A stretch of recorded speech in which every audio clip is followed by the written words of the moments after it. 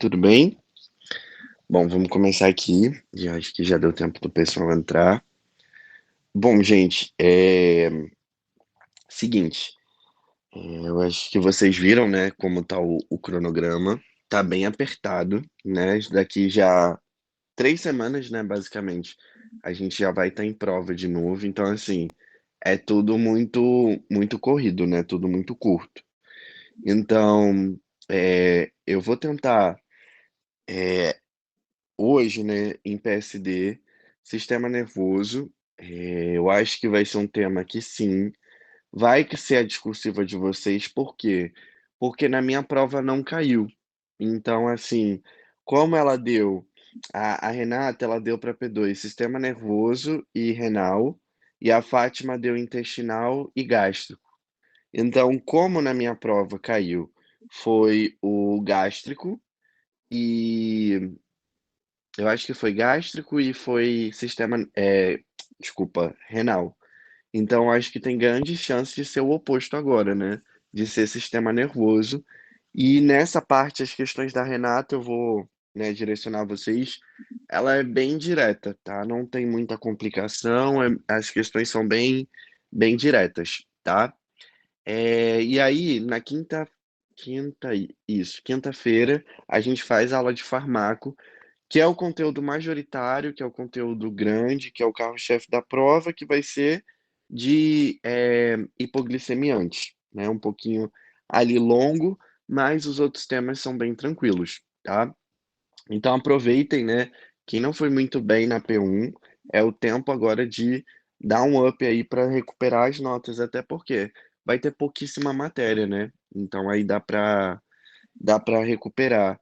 E também tem os feriados, tem CPEX, então assim, dá para aproveitar para estudar, tá? Então a gente pega essas datas aí até para dar um gás aí nas matérias, beleza? Bom, Má, ah, você vai dar oi, prêmio pra gente? vou sim. Só Porque confirma acho que nossas aulas já acabaram, se eu não me engano, do SEMI. isso.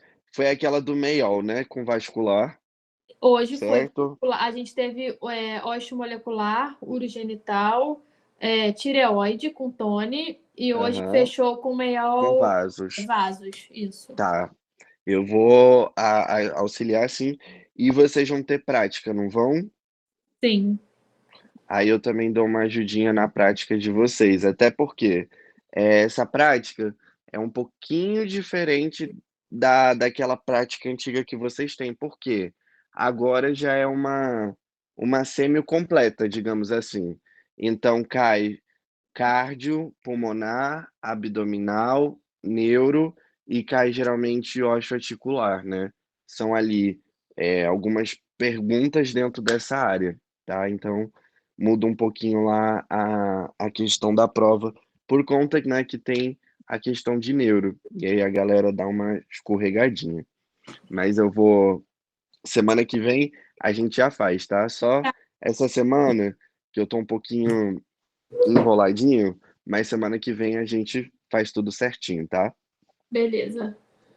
Obrigada. Bom, gente, então, da aula de hoje, a gente vai falar de sistema nervoso central. É bem tranquilo, tá? As questões, vocês vão ver que espero realmente que caia essa parte lá na discursiva para vocês, porque assim, é um ponto ganho, né? A Renata, eu acho que ela dá uma aula muito boa sobre esse assunto e as questões são muito bem direcionadas. Então, basicamente, né, tem que saber o que tem que ir para a prova sabendo. Você diferenciar edema de hidrocefalia, que são coisas diferentes que a gente vai ver. Saber diferenciar um hematoma epidural do subdural, essa questão clássica, eu acho que se for cair algo, vai ser para diferenciar os hematomas, né? E a questão do AVE, né? O isquêmico e o hemorrágico, né? Quais são as alterações celulares que ali ocorrem? Então, geralmente, são essas três perguntas ali que ela gosta de abordar na discursiva. Então, tem que ir para a prova sabendo diferenciar, tá? Esses três pontos aí que eu trouxe para vocês.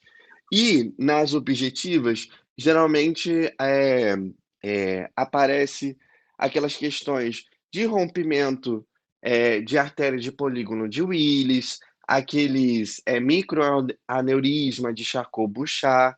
Geralmente essas coisas aparecem mais nas objetivas, mas não tem para onde fugir. Por isso que eu acho essa parte bem mais tranquila, tá? Então vamos lá, gente. Quando a gente fala de sistema nervoso central, a gente está falando então daquela parte ali da massa encefálica que a gente tem o parênquima. E o que constitui o sistema nervoso central? São os neurônios, certo? É a principal célula ali do sistema nervoso central. Só que todo neurônio, ele é igual? Não. A gente viu que tem células, né, que pertencem ao sistema nervoso, que elas são células que elas são ali diferentes, que a gente chama aquelas células da glia, lembra? E aí nós tínhamos células que pertenciam ao sistema nervoso periférico e outras células que pertenciam ao sistema nervoso central. Como a gente está falando só de patologia relacionada ao sistema nervoso central, a gente tem que lembrar quais são as células que fazem parte aqui. Então, a gente tem os astrócitos, né? Qual que é a função dos astrócitos para a gente lembrar? Os astrócitos, eles são células que eles vão dar sustentação ali para os neurônios e ele também vai nutrir esses neurônios. Então, a função do astrócito é ele fazer sustentação e nutrição dos neurônios. Outra célula que a gente tem são os oligodendrócitos. Qual que é a função do oligodendrócito? O oligodendrócito ele é importante porque lembra que o neurônio, para deixar o impulso nervoso mais rápido, a condução, tinha a bainha de mielina? E a bainha de mielina, na verdade, são células, né?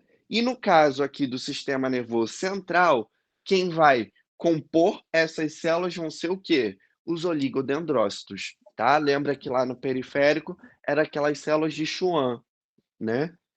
E a gente tem a micróglia. O que a micróglia ela faz, né? Elas atuam como macrófagos, ou seja, a micróglia, ela é muito importante porque ela é uma célula de defesa que está ali no sistema nervoso central. Então, como que ela funciona basicamente? Ela fica lá no sistema nervoso central e ela está tipo assim, verificando se tem algum corpo estranho ali.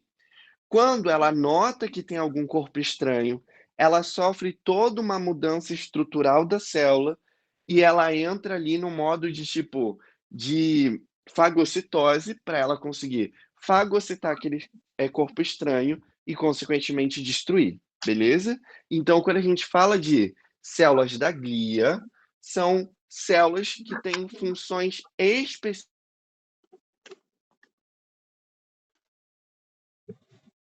Quem são elas? As três, os astrócitos, os oligodendrócitos e a micróglia, tá? Bom, um conceito que a professora gosta muito de utilizar e vocês vão ver isso nas questões, tá? Isso pode vir a aparecer. O que acontece, né?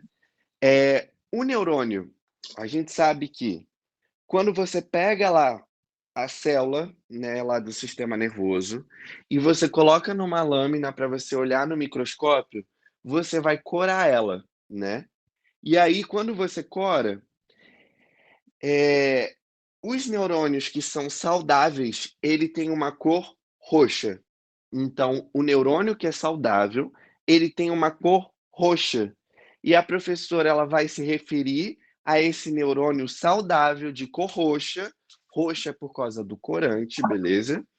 Esse neurônio saudável, ela vai se referir como neurônio basofílico. Então, toda vez que vocês lerem numa prova um neurônio basofílico, o que ela está querendo dizer para você? Que é um neurônio saudável, beleza? Toda vez que ocorre a morte de um neurônio, toda vez que tem um processo ali de necrose liquefativa no sistema nervoso central, toda vez que morre um neurônio, o que acontece? Ele vai ter a cor rosa. E ela vai se chamar, ela vai chamar esses neurônios que morrem de neurônios eosinofílicos, beleza? Por conta da coloração, e ela comenta na aula, né, que são os neurônios vermelhos. Então, olha só, toda vez que a gente falar que houve um processo de necrose liquefativa, porque a gente está falando do sistema nervoso central, houve uma necrose liquefativa e aquele neurônio morreu, ele foi degenerado, o que ele vai virar? Um neurônio vermelho, beleza? E aí, a gente vai ver, né, toda a modificação que vai ocorrer dessa célula. Mas ficou claro isso, toda vez que um neurônio morre, toda vez que sofre morte celular, ele vira um neurônio vermelho ou um neurônio eosinofílico, beleza? Bom, vamos lá. Aqui a gente tem um grande componente do sistema nervoso, que é a barreira hematoencefálica. A barreira hematoencefálica, então, ela é composta pelo quê, né? A gente tem aqui, ó, a gente tem os capilares, né? A gente tem essa célula endotelial em volta ali do capilar, e a gente tem os astrócitos, beleza? O astrócito, tá vendo? Que ele dá sustentação, o astrócito é esse grande aqui em azul. Então, ali, ó, no meio eu tenho o vaso, recobrindo o vaso eu tenho o endotélio, e dando sustentação eu tenho o quê? O astrócito. E quem é que está do lado de fora? Tem a micróglia, porque ela é uma célula muito importante para fazer o quê? Ali a defesa dessa região do sistema nervoso contra possíveis agentes agressores, tá? Bom, agora vamos lá.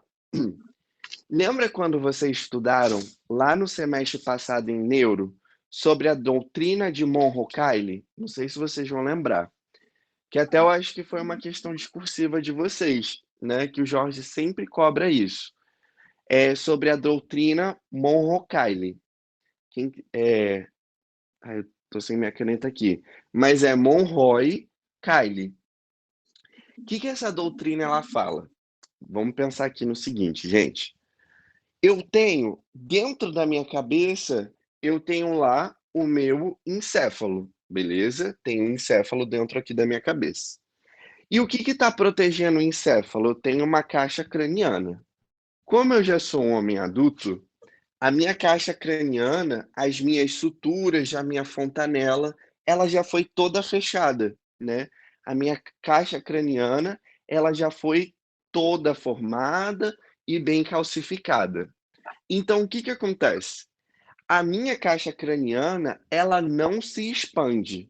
Ou seja, se eu tiver algum problema a nível de encéfalo, vamos supor, se tiver algum tumor que o encéfalo cresce, se ele ficar edemaciado, se tiver aumento de pressão, se tiver aumento de volume, ele consegue se expandir? Não consegue. Por quê? Porque a caixa craniana, ela não se expande. É osso, está calcificado, é duro. Então, qual que é a grande questão, né? A doutrina de Monroe-Kyle, ela vai falar justamente o seguinte, que quando ocorre um aumento da pressão intracraniana, seja por conta de um edema, seja por conta de uma hidrocefalia, seja por conta de algum tumor, o que vai acontecer? A gente vai fazer um equilíbrio entre os meus compartimentos. Por quê? Porque a caixa craniana, ela não se expande, beleza? Então, olha só. Basicamente, o que a gente vai ter no encéfalo? A gente tem o volume cerebral, ou seja, a massa encefálica, propriamente dita. A gente tem o volume arterial, que é o, o sangue arterial correndo ali no meu encéfalo. A gente tem o volume venoso, que é o sangue venoso correndo ali pelo encéfalo. E a gente tem o quê? O líquor, beleza? Então, essas quatro coisas, elas têm que estar o quê? Em um certo equilíbrio. Ou seja, o volume cerebral, o volume arterial, o venoso e o de líquor. Essas coisas elas têm que estar equilibradas.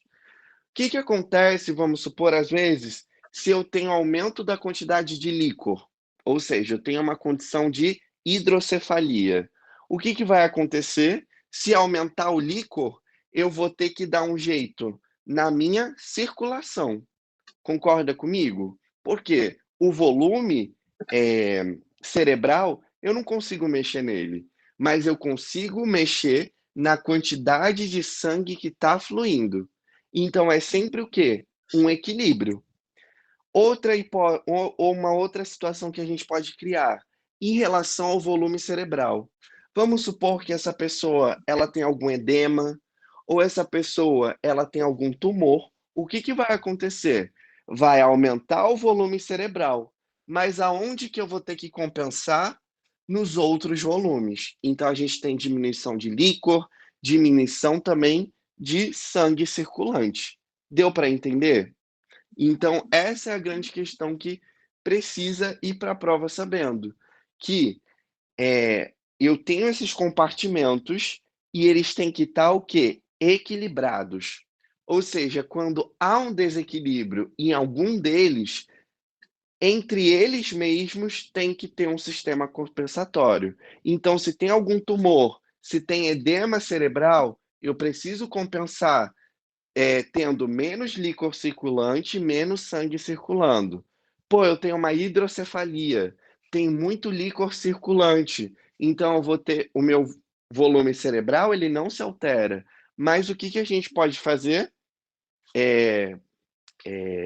Alterar ali a concentração de sangue circulante. Beleza, gente? Então, toda vez que ocorre um aumento da pressão intracraniana, o nosso corpo ele tem mecanismos para a gente lidar com esse aumento de pressão, regulando a concentração de líquor, tal como regulando a concentração de sangue circulante. Beleza? Bom, vamos entender o que é edema, tá? Isso cai tanto na prova teórica, tal como a prova prática, beleza?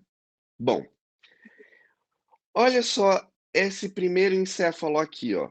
Opa, olha só esse primeiro encéfalo. O que a gente observa nessa imagem aqui, ó? Eu tenho, ó, esses sulcos muito bem definidos, né? A gente olha, ó, que os sulcos eles estão grandes, eles são bem definidos. Eu tenho aqui, ó, um espaçamento entre esses sulcos, né? Eu consigo ver a divisão, né, do lobo esquerdo do lobo direito, né? Agora olha essa imagem aqui, ó. O que acontece aqui? O que a gente ocorre, ó? Isso aqui é um cérebro, é um encéfalo, perdão, que ele tá o quê? Edemaciado. Por que eu sei? Olha o que aconteceu com os sulcos. Os sulcos sumiu. Tem o desaparecimento dos sulcos. E ele ficou aqui, ó, plano. Ele tá, eu tenho o aplanamento ali dos giros, né? Então, aquele giro pré-central e pós-central, né? Que ela traz isso. Então, essas são as características aqui do edema. E que ela gosta de cobrar essas questões tanto na prova prática, tal como a teórica. Então, quais são as características macroscópicas que a gente observa em um encéfalo que tem edema? Justamente isso, o apagamento, né, desaparecimento dos sulcos, e a gente tem o aplanamento ali dos giros, beleza? Então, ó, o que é edema, gente? A definição de edema é aquilo que a gente já sabe. O que é o edema? Vai ser o acúmulo de líquido dentro do parênquima encefálico. Então, extravasou líquido para o interstício e aí ficou acumulado esse líquido ali. E a gente vai gerar o quê? Um edema, beleza? Tem alguma coisa aqui a ver com líquor? Não tem. Eu nem citei líquor. Então, é acúmulo de líquido aquoso no parênquima. E esse edema, ele pode ter duas etiologias, ou seja, pode ocorrer edema vasogênico. O que é o edema vasogênico? É esse que a gente já conhece. Aumenta a permeabilidade, tem vasodilatação. O que ocorre? Extravasamento de líquido para o interstício. E aí vai gerar o edema vasogênico. Mas a gente também tem o quê? O edema citotóxico. O edema citotóxico é o quê? Quando eu tenho alguma disfunção ali dos meus neurônios. E aí o que vai acontecer? Por ter essa disfunção ali, tem aumento de permeabilidade e acaba gerando edema, tá? É mais uma questão por citotoxicidade, agressão às células, tá? E aí, quais são as características macroscópicas? Ela gosta de perguntar isso na prova. Quais são as características macroscópicas de um encéfalo que apresenta edema? Então, como a gente falou, eu vou ter o aplanamento de giros, eu tenho o apagamento dos sulcos, e o que acontece? Lembra lá que eu tinha os ventrículos que estão aqui dentro do parênquima encefálico? E qual que era a importância dos ventrículos? O ventrículo é por onde circula o líquor. Lembra que a gente estudou isso lá? O quarto, o terceiro, né? Passava ali para o aqueduto, tudo bonitinho. Depois caía, né? Naquele espaço subaracnoide, tudo. Lembram dessa parte? Então, o que acontece? Quando o cérebro, ele fica edemaciado, o que acontece? Tem a compressão dos ventrículos. E até o que acontece? Diminui a concentração de líquor circulante, o que faz todo sentido. Não foi isso que a gente estava discutindo aqui em cima?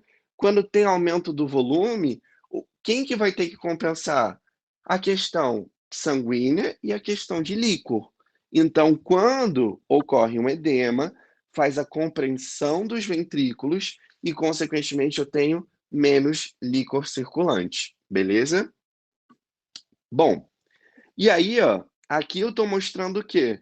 O ventrículo que a gente estava discutindo aqui em cima. Então, o ventrículo é uma região onde circula o líquor. Lembra que a gente tinha aquelas células ependimárias, né? Aquele plexo corióide? Qual que era a função do plexo corióide? Produzir o líquor. E por que eu produzo líquor? Porque, como o sangue ele tem anticorpos, tem proteínas e tem também ali micro-organismos. Então, como o sistema nervoso, as células, elas são muito delicadas, é muito complicado deixar o sangue ficar circulando pelo parênquima ali encefálico. Então, o que produz? O líquor, para justamente esse líquor circular e ele nutrir essas células.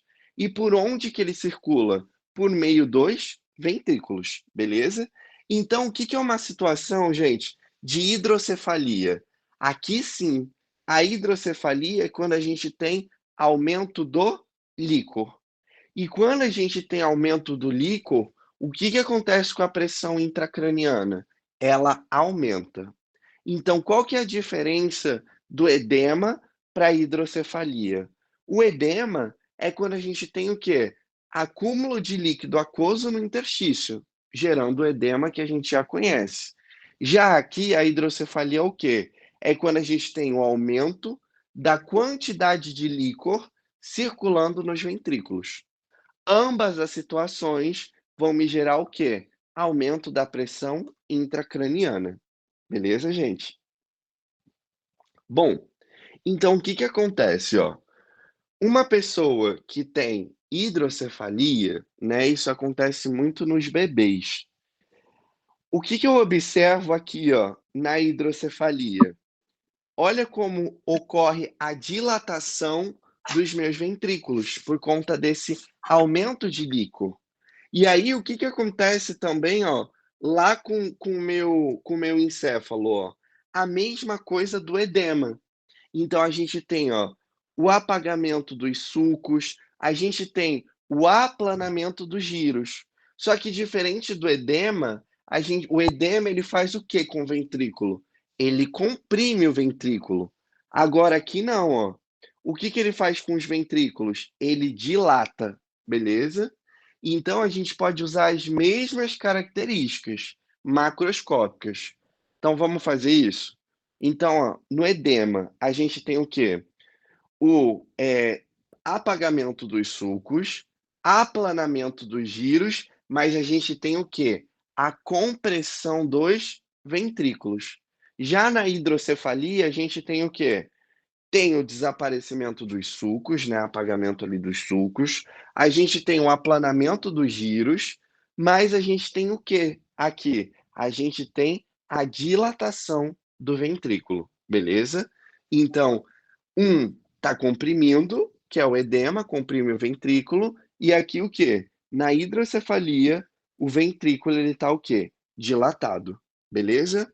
Isso pode ser sim uma questão discursiva dela, pedir para você diferenciar edema da hidrocefalia. E é bem tranquilo, se cair uma questão dessa, todo mundo acertando, beleza? Dúvidas nessa primeira parte, gente? Agora vamos falar sobre hérnia, beleza? As hérnias. O que é uma herniação?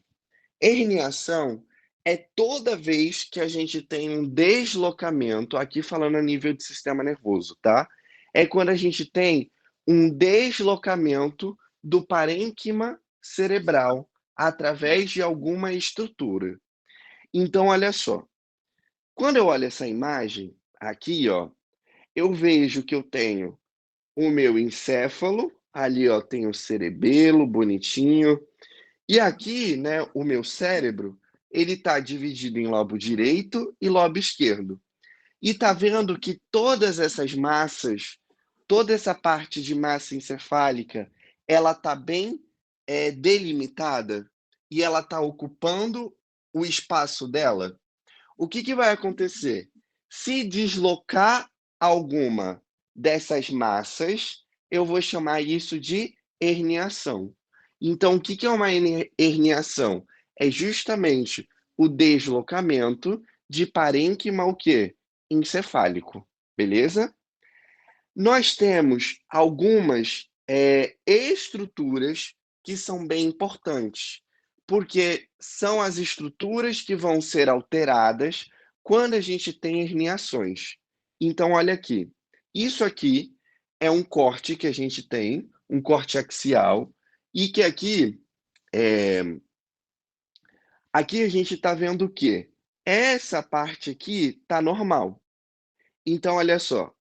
Quando eu olho essa estrutura que está dividindo o lobo esquerdo do lobo direito é justamente o quê? A foice do cérebro. Então, essa aqui é o que a gente vai chamar de foice. Essa estrutura, essa membrana, ela está dividindo o lobo esquerdo do lobo direito. Beleza? Ela é importante para a gente. Outra estrutura que é importante vinha a ser essa estrutura aqui, que está separando a massa encefálica do cerebelo. Como que é o nome disso aqui? Tentório cerebelar, beleza? O nome dessa estrutura aqui é o tentório cerebelar. E a gente tem um forame, né, que vocês estudaram lá em anatomia, que é o quê? O forame magno, beleza? Então, basicamente, ó, como que funciona, né? A medula, ela vai se conectar com o encéfalo através do forame magno, beleza? Que é aquela região ali onde a gente tem o tronco encefálico. Então, a foice, o tentório cerebelar e o forame magno são as três estruturas importantes que a gente tem que levar aqui, tá? Bom, vamos falar da hérnia subfalcina. Olha só. Vamos analisar essa tomografia aqui, ó, juntos. Pensa comigo, ó. Tá vendo que aqui a região da foice, ela tem que ser retinha? O que que eu observo quando eu olho essa tomografia aqui, ó? Quando eu olho essa tomografia, o que que eu observo, ó? Que essa região aqui da foice, né? O que que eu observo? Que ela não tá reta. Eu vi que houve o deslocamento dela. E por que que teve, né, o deslocamento dela? Porque olha só, aqui preto a gente vê que tem o quê? Um tumor. Então eu tenho um tumor ali que está empurrando essa região e o que que está fazendo com a foice? Ela está o quê? Deslocando ela. Então isso aqui a gente chama de hérnia subfalcina. Então, a hérnia subfalcina é a hérnia que ela desloca essa região aqui da foice, beleza? E aí, gente, qual que é a grande consequência que ela tem? Ela faz a compressão de uma artéria bem importante que faz parte aqui do polígono de Willis, que é a artéria cerebral posterior. Essa vem a ser é, a principal consequência, beleza? Marcos, E- Oi, boa noite. boa noite. Essa hérnia falcina que você está dizendo é esse desvio de linha média, é isso? Isso. Mas aqui é a região da foice, dessa aqui, ó. Tipo, normalzinho é ser assim, retinho. Aí o que que aconteceu? Teve um tumor que ele foi empurrando Pro outro essa lado. isso. Beleza. Então ela era para estar bonitinha, essa região aqui, ó, da foice do cérebro. E aí o que que aconteceu com ela? Ela foi se deslocando. E aí é o que eu observo na tomografia. E aí como é que eu classifico essa hérnia? Ela é uma hérnia subfalcina, beleza? Marcos, Oi. essa hérnia subfalcina é a mesma coisa que hérnia de símbolo que está marcada aqui em Isso, verde? mesma coisa, Tá, tá? obrigada. É só Mas a porque a hérnia, Renata, ela usa hérnia subfalcina, tá? Mas é a mesma coisa se você achar como hérnia do símbolo. Porque mas essa Oi, pode falar. esse desvio de linha média, a hérnia ela não teria que ter uma invaginação pro outro lado? Não necessariamente. Aqui, ó, qual que é o conceito que a gente falou da hérnia? Hérnia é toda vez que a gente tem deslocamento do parênquima encefálico. Então, toda vez que tem um deslocamento da massa, eu considero isso como uma herniação, beleza? Beleza, beleza, obrigado. Tá? Tanto que aqui, ó, o que que a gente vê, né? Essa estrutura, ela não vai ser rompida, né? Ela fica intacta. A única coisa que aconteceu aqui, teve um tumor que ele passou a empurrar essa foice do cérebro. E aí, aqui a gente teve o quê, ó? Deslocamento dessa massa. Porque, ó, deixa eu ver se ela é, ó, para ser assim. Tá vendo, ó? Meio que retinha. Uhum. Essa aqui não tá tão boa. Não, mas esse aqui já é outro corte. Mas deu para entender? Deu. Então, ele tem que estar lá. Toda vez que tem um deslocamento, isso é a hérnia. E aí, qual que é a grande característica da hérnia subfalcina? Então, a gente tem esse deslocamento através da foice e qual que é a grande consequência? Que é isso que ela pergunta. A gente tem a compressão dessa artéria cerebral posterior, tá? É... E aí, qual que é a grande questão, né, da gente fazer a compressão dessa artéria, né? A gente pode gerar o quê? Uma isquemia, beleza? E aí pode ter ali morte de neurônios, beleza? Bom, dúvidas nessa, gente, na subfalcina? Agora vamos falar da hérnia transtentorial. Vamos dar um zoom aqui, ó. Bom, o que que a gente tá vendo aqui, ó?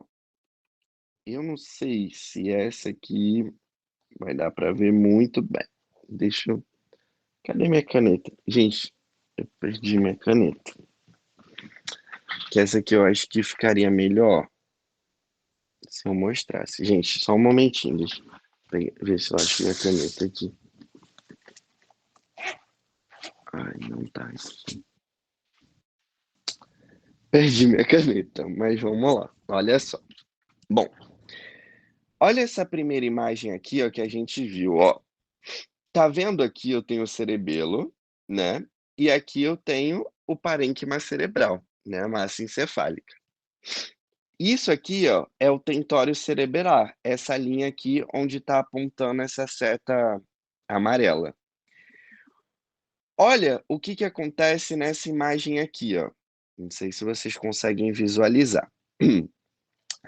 Tá vendo aqui, ó, onde essa seta verde está apontando? Tá vendo que tem um pedaço aqui, ó, de massa? Isso aqui era para tudo ser retinho, não podia ter essa pontinha aqui. Então a gente fez uma herniação e ela é o quê? Transtentorial. Tá vendo aqui? Essa pontinha aqui, ó, não era para estar aqui. Era para tudo estar o quê? Bem direitinho. Mas o que que aconteceu nesse caso aqui, ó? Tá vendo aqui? A gente tem um tumor, tá certo? Que passou ao quê? A ter a compressão aqui, ó, dessa minha região do nessa região aqui do meu lobo, aqui é o esquerdo. E aí o que que aconteceu? Eu tive uma herniação por meio daquele tentório cerebelar, beleza? Então, ó, a hérnia transtentorial é quando a gente tem o deslocamento do parênquima cerebral por meio do tentório cerebelar. E aqui tem uma consequência, que é o seguinte: lembra que vocês estudaram lá em neuro? O terceiro par craniano é o quê? É o oculomotor. E aí o que que acontece? Quando você tem hérnia transtentorial, a principal efeito disso vem a ser o quê? O comprometimento do terceiro par craniano. Então, o que que acontece? A pessoa, ela tem como posso explicar? Ela vai ter um déficit neurológico, mas é só de um olho. Então, o que que acontece aqui? Lembra que vocês viram lá que o nervo oculomotor, ele é basicamente como que você testa ele? Tem 3 jeitos de testar ele, 4 jeitos. Lembra lá que tem pelo quadro de Snellen, a gente tem pela acuidade visual, a gente tem pelo teste do fundo de olho e a gente tem pelo quê? Pelo reflexo fotomotor consensual. Então, o que que acontece aqui? Quando a pessoa ela tem uma herniação transtentorial, ela vai ter acometimento do nervo oculomotor. E o que que vai acontecer? Você tem perda do reflexo fotomotor consensual. Então, como que é o reflexo fotomotor? Lembra que quando você coloca, né, a luz, o que que vai acontecer? Se tem muita luz, ele vai fazer o quê? Miose. E o outro olho, ele também tem que fazer consensualmente miose também. Esse é o reflexo fotomotor consensual, beleza?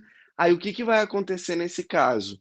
Quando você for fazer, né, do lado que está afetado, o olho ele não vai fazer miose, ele vai permanecer ali em midríase, tá? Essa vem a ser a grande característica. Mas o que que você tem que saber? Hérnia transtentorial, a principal consequência é o quê? Acometimento do nervo oculomotor, tá? Bom, aí a mais grave de todas, tá? A mais grave que vem a ser a hérnia tonsilar. Olha o que que é a hérnia tonsilar. Tá vendo aqui, ó, o forame magno? O que que a gente viu, né? Que eu tenho uma herniação que ela ultrapassou o forame magno, beleza? Ela foi através do forame magno. E aqui, gente, é muito delicado. Por quê? Porque nessa região ali do forame magno é onde a gente tem o tronco encefálico. E principalmente nessa zona ali de transição do forame magno, a gente tem o bulbo. E o bulbo, ele é responsável pelo quê? Pelo controle da respiração, tal como pelo controle da frequência cardíaca. Então, o que acontece? Quando tem alguma herniação ali, que é a hérnia tonsilar, a pessoa raramente ela sobrevive, né? Isso aqui é muito grave. Muitas das vezes ela morre. Por quê? Teve esse deslocamento de massa ali, entrou em contato com o bulbo é muito sensível. Qualquer alteraçãozinha ali, a pessoa morre. Tanto que a Renata contou pra gente, isso foi na prática, de uma história de que, tipo, tinha uma mulher que ela tinha uma hérnia, não lembro se era uma criança, agora eu não lembro de cabeça, mas era uma pessoa que ela tinha uma hérnia tonsilar, né? E era uma cirurgia muito de risco, né? Eles iam tentar é, é, consertar, né, essa hérnia tonsilar. E aí, só que é uma cirurgia muito delicada, porque assim, tudo que é próximo dessa região de tronco, essas neurocirurgias são extremamente delicadas. São cirurgias de, assim, de um risco altíssimo e raramente a pessoa sobrevive. Aí ela até brincou que, tipo, não brincou, né? Mas ela falou que tentaram fazer a cirurgia e, obviamente, não deu certo, né? A pessoa veio a óbito. Mas, tipo assim, o cirurgião, ela falou que, tipo, a cirurgia foi um sucesso, porque a gente conseguiu resolver, né, essa questão da herniação. Só que foi um sucesso, né, a nível de cirurgia, mas teve um simples fato que a pessoa não sobreviveu, beleza? Então aqui você tem que lembrar o quê? Que a tonsilar, ela é a mais grave. Por quê? Porque a hérnia tonsilar, você pode ter acometimento de tronco encefálico, principalmente o quê? É, é, pode afetar o bulbo, tá? É, aí, outra coisa, e você também pode ter essas hemorragias de Duré, tá? Que são consequências da hérnia tonsilar. Mas o principal é você saber essas três coisas. Hérnia subfalcina, você tem deslocamento de parênquima cerebral através ali da foice. Qual que é a principal consequência? Você tem a compressão da artéria cerebral posterior. E qual que é o problema disso? Você pode causar uma isquemia e você pode ter ali necrose liquefativa. A hérnia transtentorial aqui, a gente tem deslocamento de parênquima cerebral por meio daquele tentório cerebelar. Qual que é a principal consequência aqui? Você tem comprometimento do nervo oculomotor, ou seja, do terceiro par de nervo craniano.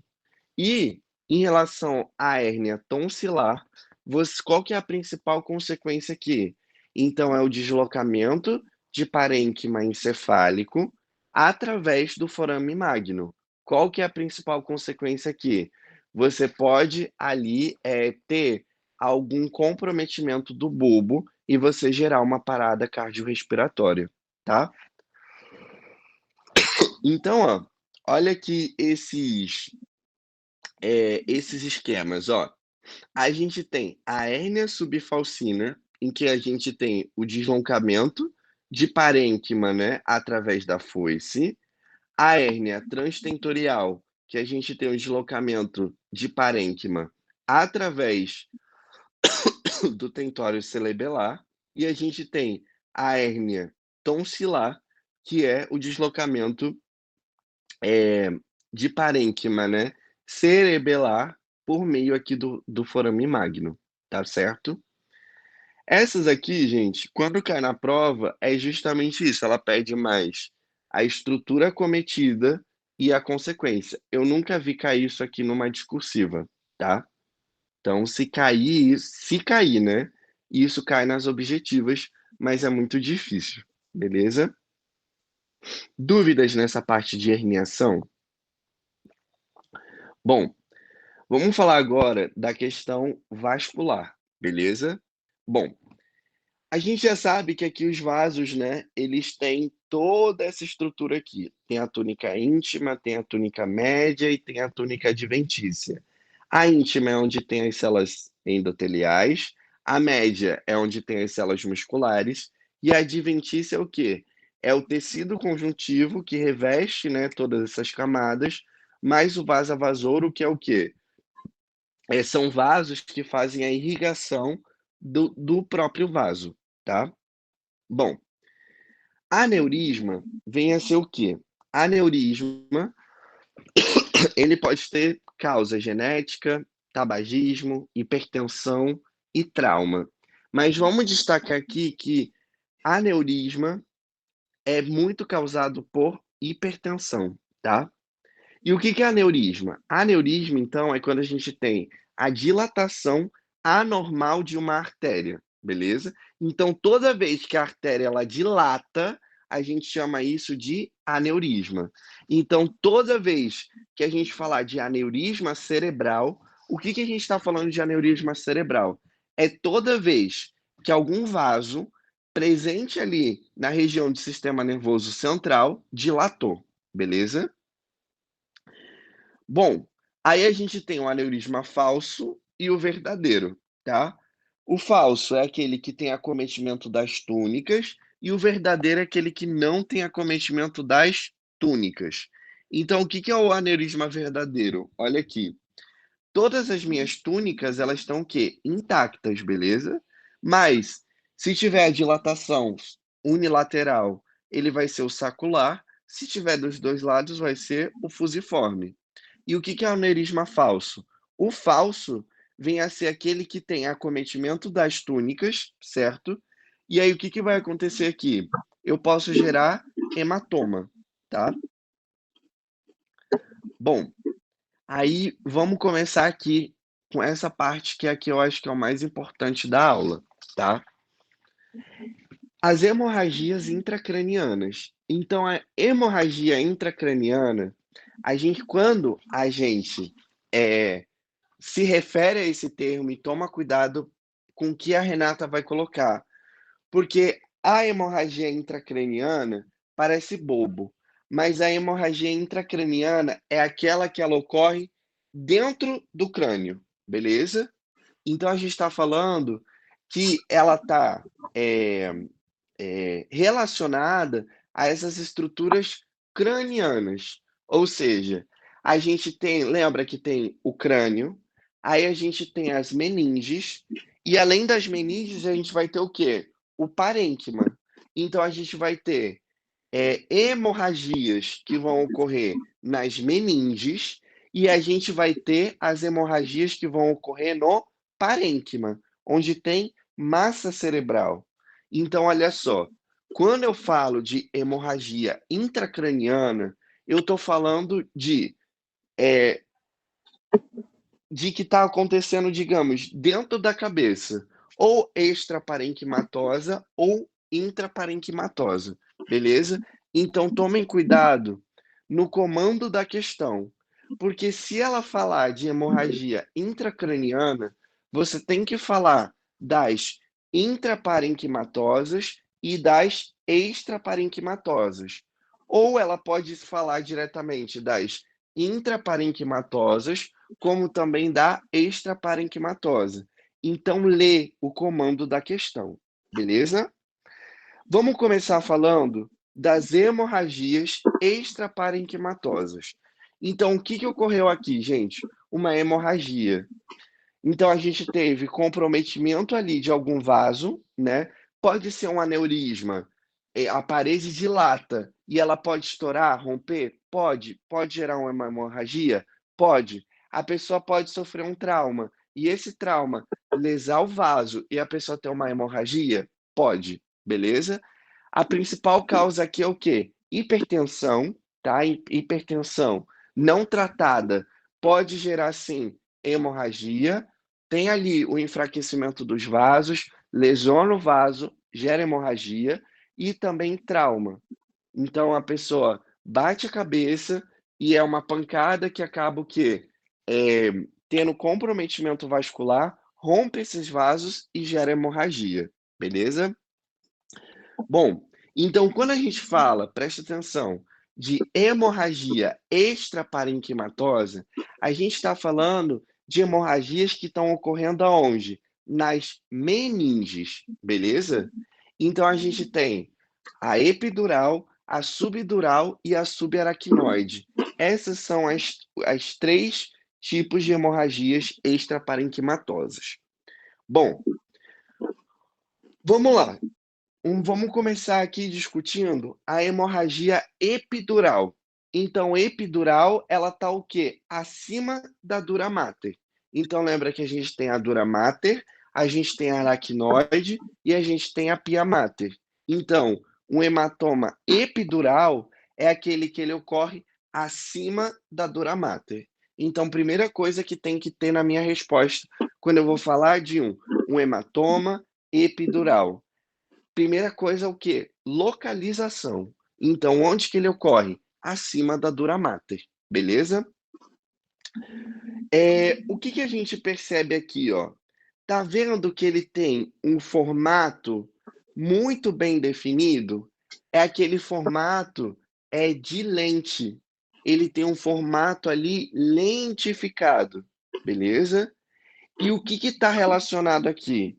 Esse aqui ele está relacionado com o rompimento de vasos arteriais. Quando a gente olha já um hematoma subdural, o que o hematoma subdural ele vai me dar?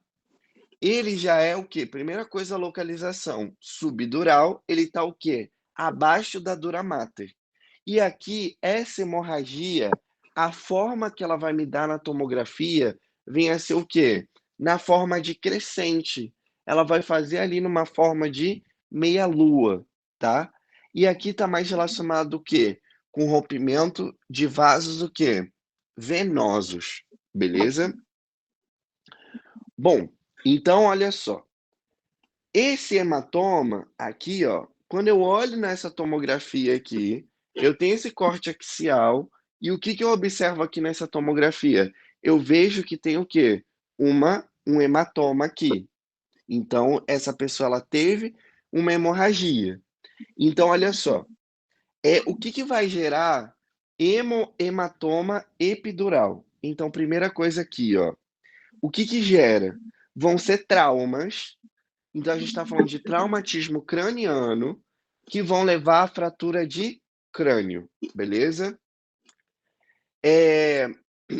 Esses aqui de fratura de crânio, a gente tem, gente, alguns sinais que são importantes. Como a Renata, ela gosta muito de trazer um pouquinho para a clínica, né? Eu só vou comentar para eu ficar mais tranquilo.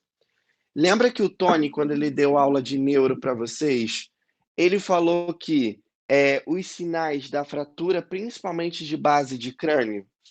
Então, aqui, ó, fratura principalmente de base de crânio, ela vai ter hematoma epidural. E quais são os sinais que a gente vai observar quando tem uma fratura de crânio, principalmente base de crânio, tá? A gente vai ter o sinal do guaxinim. O que era o sinal do guaxinim? É aquelas equimoses que dá ao redor do olho. Então a pessoa fica com o olho bem roxo. Ali indica uma fratura de base de crânio.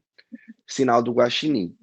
Outro sinal, né, que é comum aparecer é o sinal de battle, né, de batalha, battle. O que é esse sinal aqui? É quando você tem, né, essas equimoses que elas são atrás da orelha. Então, o sinal de battle indica a fratura de base de crânio. Outra coisa que a pessoa vai ter o quê? Otorragia, ou seja, ela vai ter extravasamento de sangue pelo ouvido, otorragia. E um outro sinal também que pode o quê? É licorreia. O que é licorreia? É quando tem extravasamento de líquor pelo nariz. Então, Esses 4 sinais, né, eles são indicativos de fratura de base de crânio. E falou de fratura de base de crânio, a gente tem que pensar em hematoma epidural, beleza? Marcos, Quais... Você pode Oi, repetir? Marcos, você pode repetir, por favor, os 4? repito. Então vamos lá, ó. Primeiro, a gente tem o sinal do guaxinim, igual do bichinho, guaxinim, sinal do guaxinim. O que que é? São aquelas equimoses ao redor do olho, então a pessoa fica com o olho roxo, tá? O outro que a gente tem é o quê? Sinal de battle, de batalha, B-A-T-T-L-E, battle. O que é esse sinal de battle? É quando você tem uma equimose atrás da orelha. Então as pessoas, né, quando vai olhar atrás da orelha, tá roxo, indicativo de fratura de base de crânio. Outro sinal é o quê? Otorragia. O que é otorragia? É quando você tem sangue saindo pelo ouvido. Isso é um sinal de fratura de base de crânio. Tanto que, quando você assiste filme, se tem uma coisa que filme é fiel, é isso. Toda vez que a pessoa sofreu lá um acidente automobilístico, que ela bateu a cabeça, qual que é a principal coisa que ela tem ali?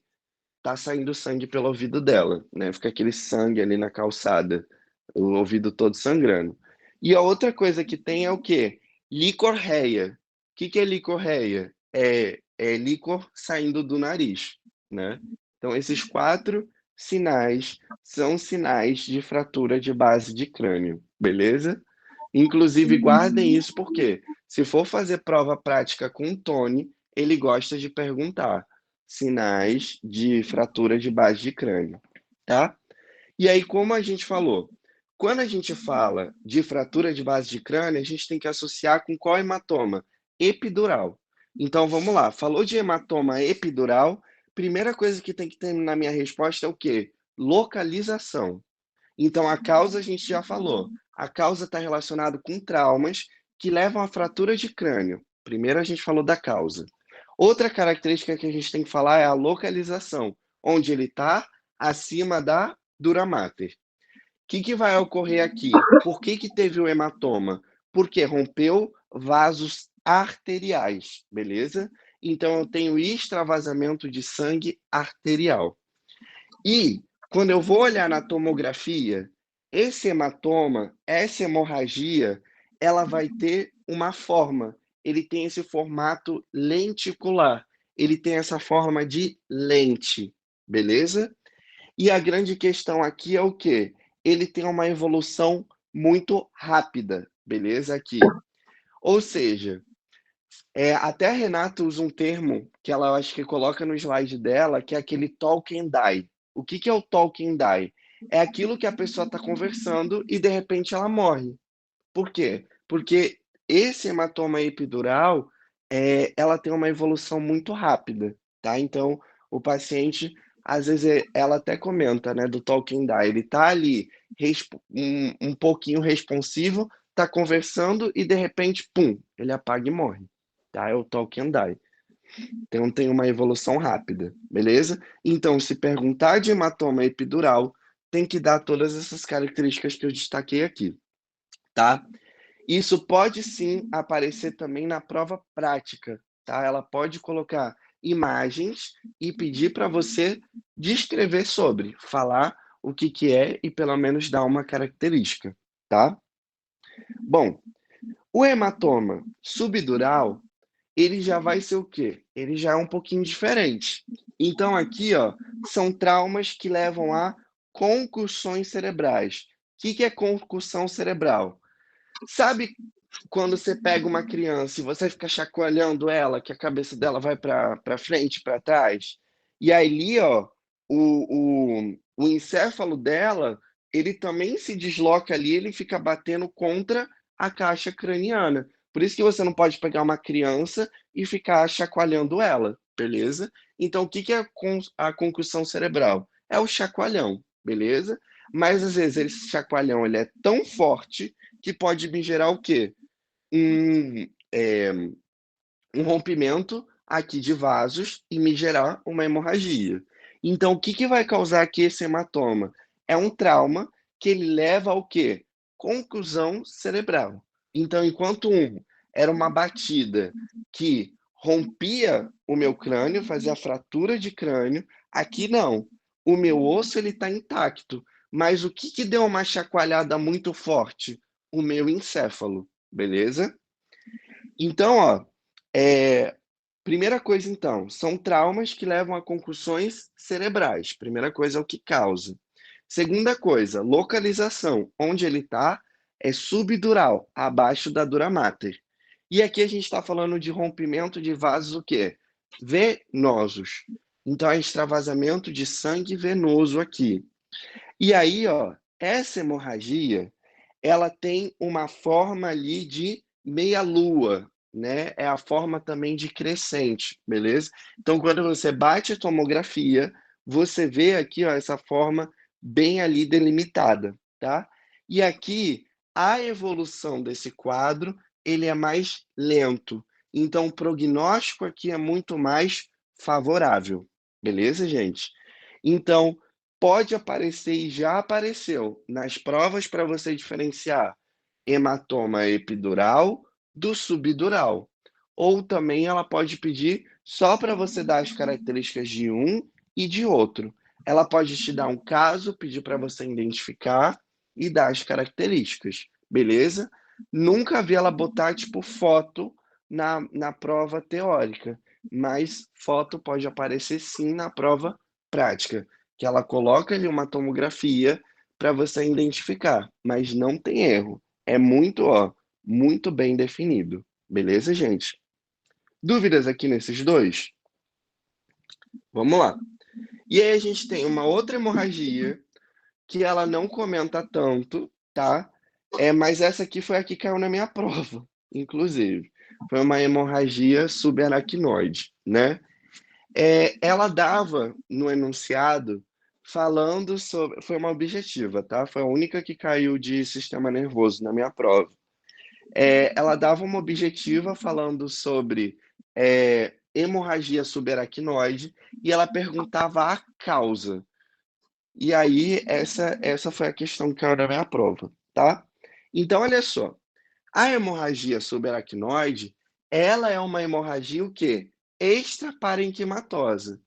Porque qual que é a localização dela? Ela está naquele espaço subaracnoide. Ela está ali abaixo da aracnoide, né? E aí, o que vai causar, gente? A hemorragia subaracnoide. Tem que saber que é a ruptura do aneurisma sacular de uma artéria do polígono de Willis. Então, foi isso que caiu na prova, na objetiva. Ela dava, né, já no enunciado, falando que tinha uma hemorragia subaracnoide, e ela perguntava o que causava. E aí a alternativa correta era rompimento da artéria do polígono de Willis. Tá? Foi uma questão ali bem simples. E aqui, ela está muito relacionada com AVE hemorrágico grave, né? Porque rompe essa artéria, né? Você tem ali o extravasamento de sangue, e aí você, né, gerando ali toda a sintomatologia do AVE, tá?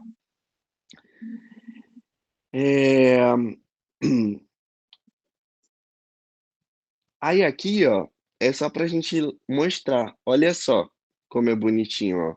Aqui tá o polígono de Williams, ó, bem bonitinho. E olha esse aneurisma como é gigante, né? Então, olha só, dilatou tanto a artéria e que se isso aqui estoura, já era, né? A pessoa pode vir a óbito, né? Então, foi o único que ela trouxe aqui, pelo menos quando ela deu aula para mim, que ela trouxe as características micro e macro. Então, como característica micro, né? Você tem um vaso fibrinoso, sem músculo liso, sem lamina elástica. Por quê? Porque ele está todo dilatado, né? Um aneurisma. E como característica macroscópica, você vê pequenas invaginações, né, nesse aneurisma, tá? Bom, aí quando a gente fala da hemorragia intraparenquimatosa, olha só, gente, quando eu olho essa tomografia, ó, tá vendo que tem isso aqui branquinho, ó? O que é isso? Isso aqui é uma hemorragia. Só que olha só, diferente das outras, ó, quando a gente olha que aqui está o parênquima, né? A gente observa que essa hemorragia é o quê? Extraparenquimatosa. Vocês percebem que ela está bem na beirada? Então, eu sei que ela é extraparenquimatosa. Mesma coisa aqui, ó. Ela está bem na beirada. E elas têm formas muito bem definidas. Já quando a gente olha na intraparenquimatosa, ó, ela vai estar onde? Ela vai estar mais central. Ela está bem dentro do parênquima. Olha aqui, ó. Eu sei que isso aqui teve uma hemorragia intraparenquimatosa. O que causou? Pode ser algumas coisas, tá? Então, olha só. Para a gente ter uma hemorragia intraparenquimatosa, ó, o que a gente observa aqui, ó? Tá vendo que é um aneurisma? Isso aqui a gente chama de microaneurisma de Charcot-Burchard. É isso aqui, ó. Quando a gente tem, né, esse aneurisma desses pequenos vasos aqui que são mais ramificações dessas artérias que são mais principais. E aí, esse aneurisma, ele pode crescer, crescer, crescer, rompeu e gera o quê? Hemorragia ali intraparenquimatosa, tá? Arteriosclerose hialina, né? Lembra lá que a gente estudou isso lá em vasos, né? Arteriosclerose hialina, ela está muito relacionada com questão de hipertensão, né? Então, uma hipertensão ali não tratada pode vir a me gerar uma arteriosclerose hialina, você tem o enfraquecimento desses vasos e pode gerar ali sim uma hemorragia. Você pode também ter necrose liquefativa, né, das túnicas vasculares e ter hemorragia, tá? E você pode ter esses microaneurismas de Charcot-Burchard, tá? Essas aqui, gente, sendo bem sincero, eu acho muito pouco provável de cair, tá? Eu nunca vi questão falando sobre isso. Mas que nas alternativas, igual na minha prova, que era dessa hemorragia subaracnoide, aí falava rompimento da artéria do polígono de Willis, mas tinha microaneurisma de Charcot-Burchard, tinha arteriolosclerose hialina, então só para vocês não confundirem, tá? Bom, aí agora vamos entrar na última parte, que também é uma parte que gosta de ser cobrada. Então foi o que eu falei, ó. Diferença de hidrocefalia para edema, diferença de hematoma subdural para epidural, e a última parte que é o quê? Você saber diferenciar um AVE hemorrágico de um AVE isquêmico, beleza? Olha só, o AVE hemorrágico, o nome já fala. O que aconteceu aqui, gente? Eu tenho a artéria, beleza? A artéria rompeu, beleza? E aí o que acontece ali? Eu tenho extravasamento de sangue. Isso é o AVE hemorrágico. Então, no AVE hemorrágico, eu tenho o quê? Hemorragia intraparenquimatosa. Extravaso sangue. Já no AVE isquêmico, o que ocorre aqui no isquêmico? Eu tenho lá um êmbolo, né, obstruindo aquela região. O que vai acontecer? Isquemia gera uma hipóxia. A hipóxia vai me gerar o quê? Ela vai me gerar morte celular. E a morte celular aqui, lembra que a gente está falando de sistema nervoso central. Então, qual que é o tipo de necrose aqui? Liquefativa. Beleza?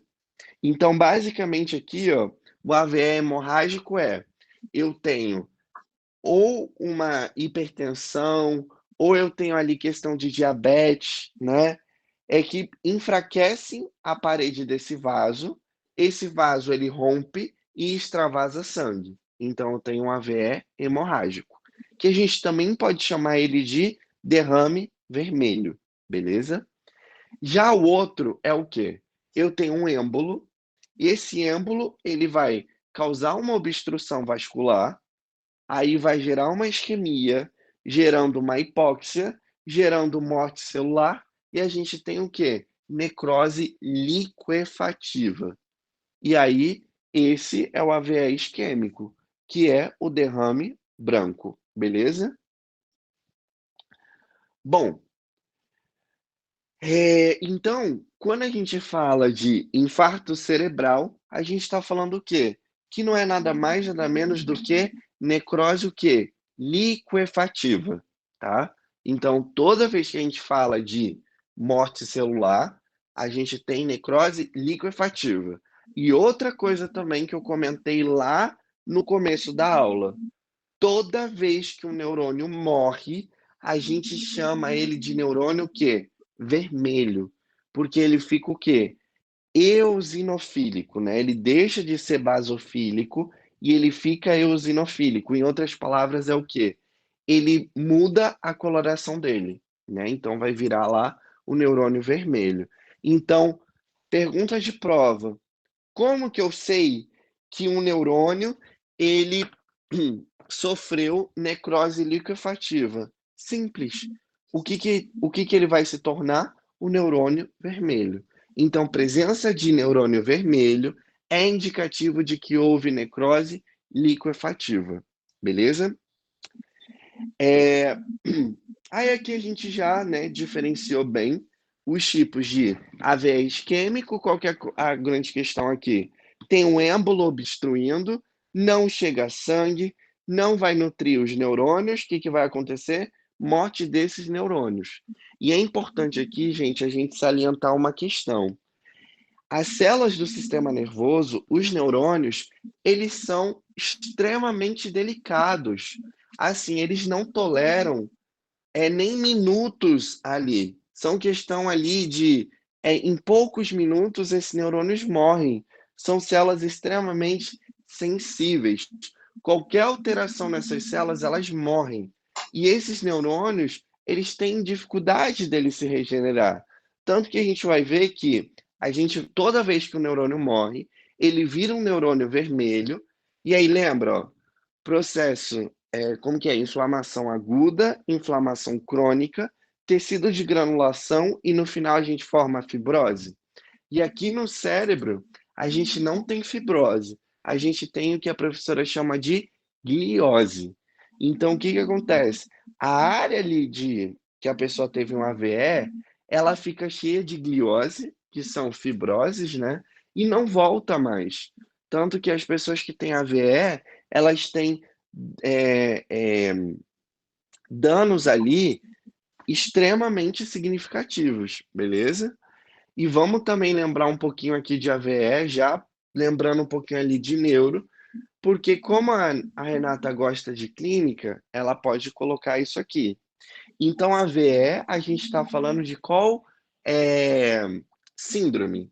A gente está falando de uma síndrome piramidal, beleza? Então, AVE é uma síndrome piramidal. Quais são as características mais marcantes aqui do AVE? A gente tem aquela marcha ceifante, né? A pessoa, ela tem a flexão de membros superiores e a extensão de membros inferiores, né? Então, ela tem marcha ceifante.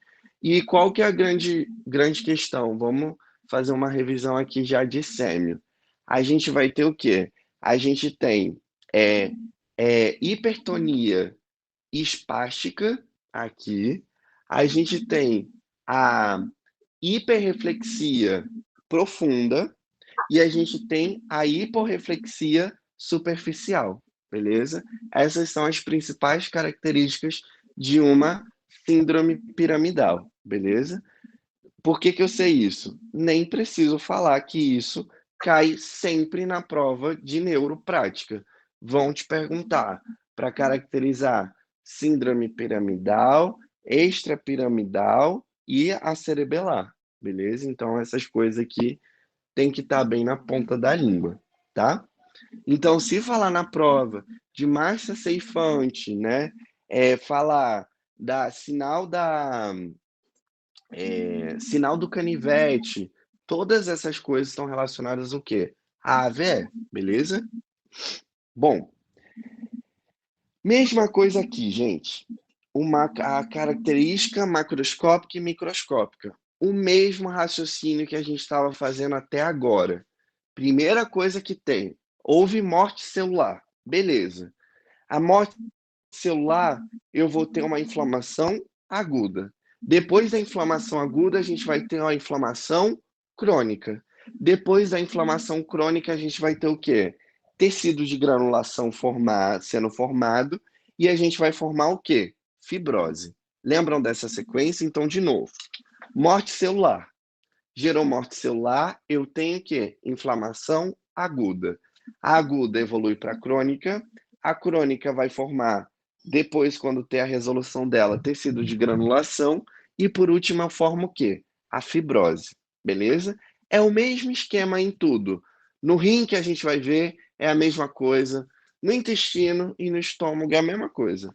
Só que aqui no sistema nervoso, a gente vai dar nomes diferentes. Então, primeira coisa que, para não errar, e isso aqui é um erro grave, que não tem conversa. Primeira coisa, não existe fibrose no sistema nervoso. Qual que é o nome da fibrose do sistema nervoso? É o quê? Gliose. Então, repetindo, não existe fibrose no sistema nervoso. O que eu tenho no sistema nervoso? Gliose. G-L-I-O-S-E. Gliose. Então, basicamente, toda área que eu tenho morte celular, que eu tenho neurônios vermelhos, o desfecho daquilo vai ser a formação do quê? De gliose, beleza? Lembra que todo desfecho, o final sempre é formar fibrose. Aqui a gente vai formar o quê? Gliose, beleza? Então, vamos lá, ó. O que a gente observa na macroscopia? Então, vamos lá. Teve uma área que teve ali um AVE, beleza? Aí, o que vai acontecer? Em menos de 6 horas, ela vai estar pouco alterada. Mais de 48 horas, a gente vai ter o quê, ó? Já a necrose liquefativa. Ou seja, ó, o tecido está pálido, amolecido e entumecido. De 2 a 10 dias, ele já vai estar o quê? Ele já vai estar gelatinoso e ele vai estar friável. O que é friável? Vai estar ali já se desfazendo. E de 10 a 21 dias, né? O que a gente vai ter? Formação da gliose. Beleza? Quando a gente fala da microscopia, aqui eu acho o mais importante. Qual que é a característica microscópica que a gente tem? Então, de novo, até 12 horas depois que esteja um AVE, aquela região ali, a gente não tem alteração. Então, repetindo, até 12 horas não tem alteração. Mais de 12 horas, a gente viu que tem o quê? Os neurônios vermelhos, que são aqueles neurônios que o quê? Sofreram necrose, tá? De 12 a 48 horas, a gente está no processo de inflamação aguda. Então, a gente tem infiltrado de quê? Infiltrado de neutrófilos. Depois, né, mais de 48 horas, a gente vai ter o quê? Já a transição para uma inflamação crônica, tá? E aqui, tem que falar que a micróglia, ela tá mais predominante, tá? Então, você tem os neutrófilos diminuem, você tem aumento ali dos monócitos e de micróglia, tá? Aí, depois de 7 dias, o que vai acontecer? Aqui, você vai ter o processo de liquefação, ou seja, o tecido ele vai se tornando bem friável. E depois de meses, você vai ter o quê? Formação da gliose, beleza? Que é basicamente a fibrose, né? Mas a gente não fala fibrose e é gliose, beleza? Bom, sobre aqui a questão da hipertensão, né? Essa parte eu só vou comentar muito por cima, porque eu nunca vi isso ser cobrado em prova, e ela também traz muito assim, brevemente isso na aula dela, né? Quando a gente fala aqui, pessoal, dessa questão das doenças hipertensivas, nós temos um sério problema, porque é o seguinte, como a gente falou, a hipertensão, quando ela não é tratada, ela tende a lesionar os vasos. E lesionar o vaso, gente, isso é muito complicado, porque quando tem uma lesão vascular, foi o que a gente falou, uma hipertensão não tratada, ela enfraquece o vaso, e esse vaso enfraquecido, ele pode o quê? Ele pode romper, pode me gerar um AVE hemorrágico, né? Pode, né, ter ali inúmeras consequências, né? Pode gerar aneurisma, e a evolução desse aneurisma, né, ela pode ter ali desfechos, né, muito sérios. Então, olha só, quando a gente fala das doenças hipertensivas, a gente pode ter esses infartos lacunares aqui, né, que ela traz. Então, esses infartos lacunares aqui são justamente, né, aquilo que a gente falou. São áreas que ocorre ali necrose liquefativa, gerando ali esses infartos lacunares, tá? Outra coisa que ela traz são essas hemorragias aqui em fenda, tá? E isso aqui, gente, pode cair na prova prática, tá? Essas, tá vendo aqui, ó? Essas hemorragias aqui em fenda, tá vendo, ó? Nessa peça dá para ver bem. Aqui, ó, na seta verde, tá? E aí, também o que que causa essas hemorragias em fenda? Justamente, doenças hipertensivas. Mas eu só quero destacar uma questão aqui, né? Tá vendo que ela coloca essa coloração acastanhada? Justamente porque que você tem essa coloração acastanhada? Por conta da deposição de hemosiderina. Anota aí. Por que que dá essa coloração acastanhada? Justamente por conta da deposição de hemosiderina. Hemosiderina, tá? Com S. Aqui eu coloquei macrófagos com hemosiderina, tá? Já nem tinha colocado. E aqui, gente, encefalopatias hipertensivas, né? Então, o que que a gente tem como característica macroscópica? O encéfalo ele vai ficar mais edematoso, e com ou sem herniações tonsilares, né? E a micro a gente vai ter o quê? Petequias e necrose fibrinoide nas arteríolas da substância branca e cinzenta. Isso aqui eu só coloquei porque ela trouxe no slide, mas repito, isso nunca eu vi cair em prova, tá? Essas questões aqui. Beleza, gente? Então, o que que tem que focar bem dessa aula? Você saber diferenciar edema de hidrocefalia, saber diferenciar o hematoma subdural do epidural, saber as características daquela hemorragia subaracnoide e que mais?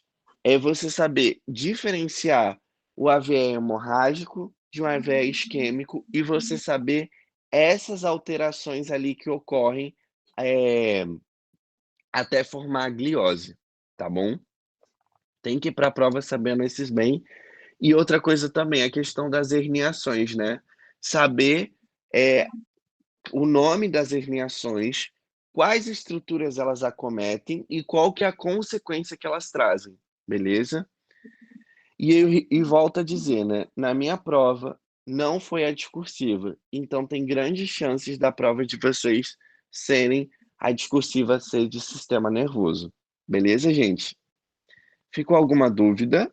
Tentei trazer aqui os principais pontos de forma bem resumidinha aí para vocês. Beleza? Alguma dúvida?